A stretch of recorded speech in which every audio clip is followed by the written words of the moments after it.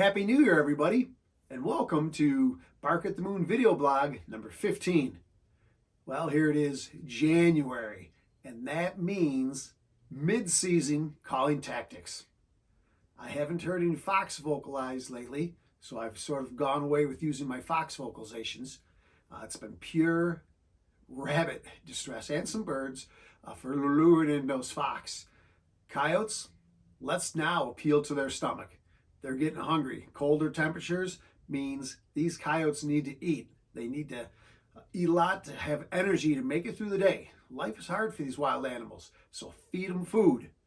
Somebody asked me, so you're only using distress? Well, no, not necessarily. If coyotes are vocalizing, I can answer back with some vocalizations, but primarily this week, they came to distress sounds.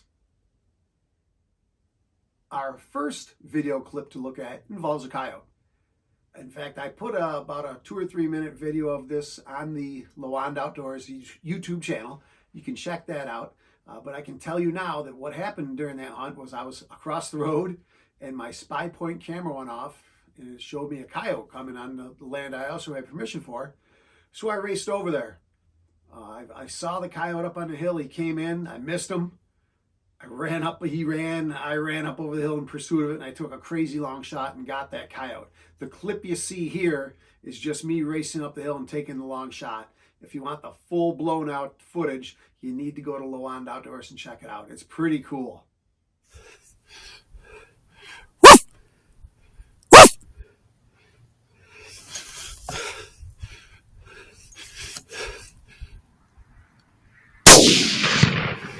Doodles.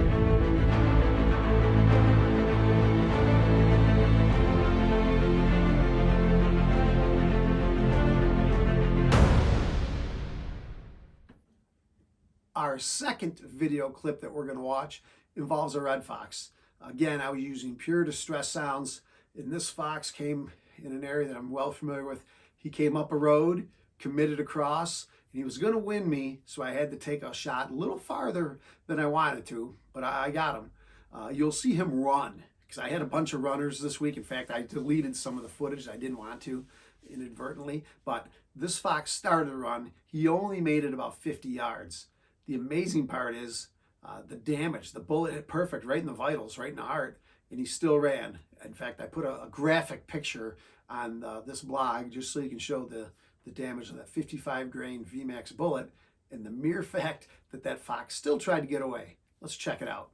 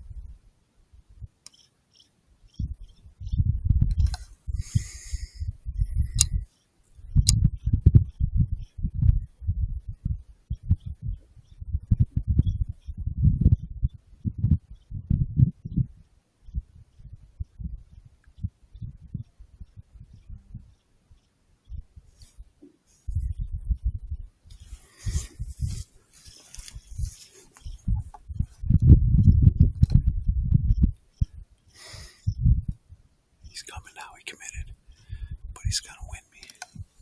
So at some point I gotta shoot him quicker than I think.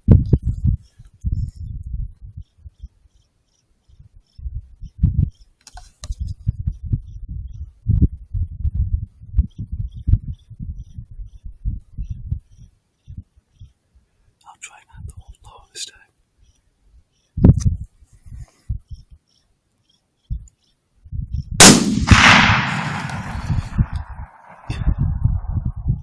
Do not get up. Oh, you gotta be kidding me. I think he's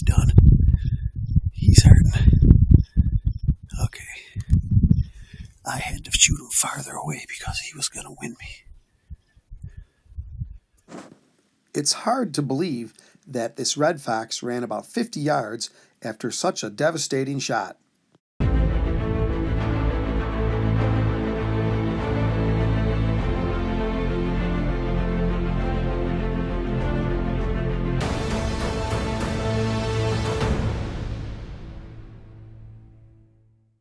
I would like to share another calling tip with you right now. No matter what your desired or predetermined stand length is going to be, make sure you adhere to that stand length. For example, I primarily target fox all winter long here, and my stand length is 15 minutes. So in my mind, I say to myself, finish 15. Because you know, when you get tired and you're looking, you've been there and you're not seeing anything, you look at your remote and you've been there 12 minutes, well, nothing's coming, you get up and leave. Well, that's when something usually shows. So finishing, in my case, 15 is hugely important. It's a mental thing, but no matter what your stand length is, stick to it. Last night, I managed to get 3 fox during my night-long hunt. I knew the weather was going to turn here for the worse, so I decided to go for it last night. In the first hunt, which took place, about 8 o'clock, I called for 12 minutes or so all around my area, looking at a great view, saw nothing. I was just about to quit when I looked over my shoulder. Lo and behold, there was a fox staring at me at about 150 yards up the hill. I quickly turned, activated the sound again, and he tried to move a little bit. I took the long shot and I hit him. As happened earlier in the week, he ran. I couldn't believe it. In fact, I was devastated. But he was screaming, not to be graphic, but he was screaming and in distress. He went through a hedgerow. That's when I decided to go for him. So, picture this. I walk up this cut cornfield about 150 yards, go through the hedgerow. There's the fox. I can see he's hurting. Now, I don't have any shooting sticks. I'm out of breath, as before. I take a shot and I miss. Now this fox can barely move. He's hobbling away. Well, I can barely move either. I'm hobbling after. I'm basically chasing a 3-legged fox, and I'm losing the race. So he goes into this really thick woods, and I can see him with the thermal. I'm tracking after him. He comes out of the woods. Now he's in an open field, so things are looking good for me. I still couldn't catch him, despite the fact he was really hobbling. Well, he expired midway through that field, and I ended up with the first fox of the night.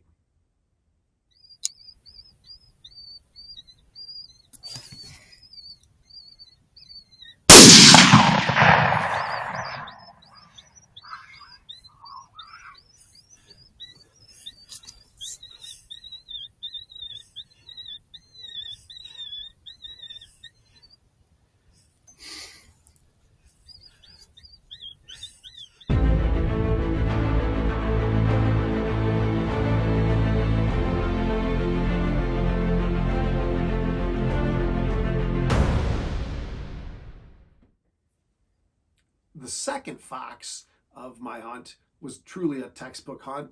As I approached, I didn't want to see any critters in the field, and I didn't. I called, it was probably 6 or 7 mark with, I think it was cagey cottontail this time. I picked up the white blob, shall we say. It was really foggy last night, so visibility wasn't that great. But in he came. I could see what I was dealing with. It was a fox. He came in pretty close, and I took a nice shot.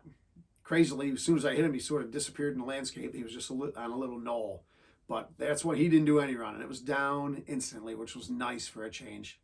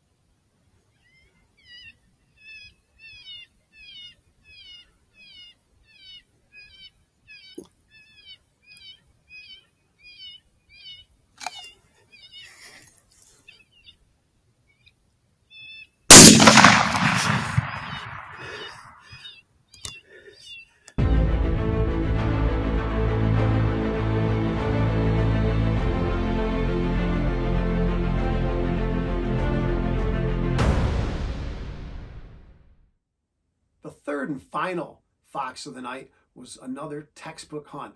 I had an east wind, which was perfect for one of my local spots. I slipped in, and there was critters all over. I could see deer, rabbits, unidentified things all over the place. But I set up as quickly and quietly as I could, put the call out in my desired location, turned on, I think it was Ranting Redbird this time, and that call didn't play for 30 seconds when the fox came along. Now, it's still deer season, so I had to use a 204, which means my night vision, which actually gives out a pretty good recording. So this fox never knew I was there. It took me a second to get on it. And he's cool. I call him the stalker. You'll see him actually stalking the call. I didn't let him get to the call. He took a nice shot and downed him instantly. He ended up being about 10 feet from the call. Let's check it out.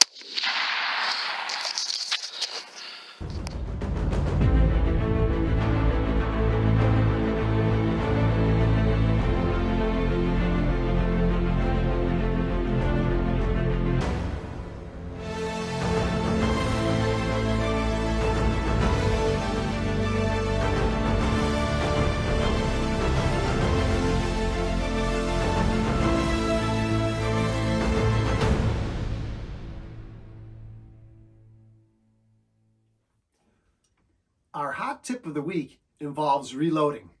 Now, I cannot claim to be a totally experienced reloader. I just got into it this past summer, but I did pick up a few things that maybe can help a newbie reloader.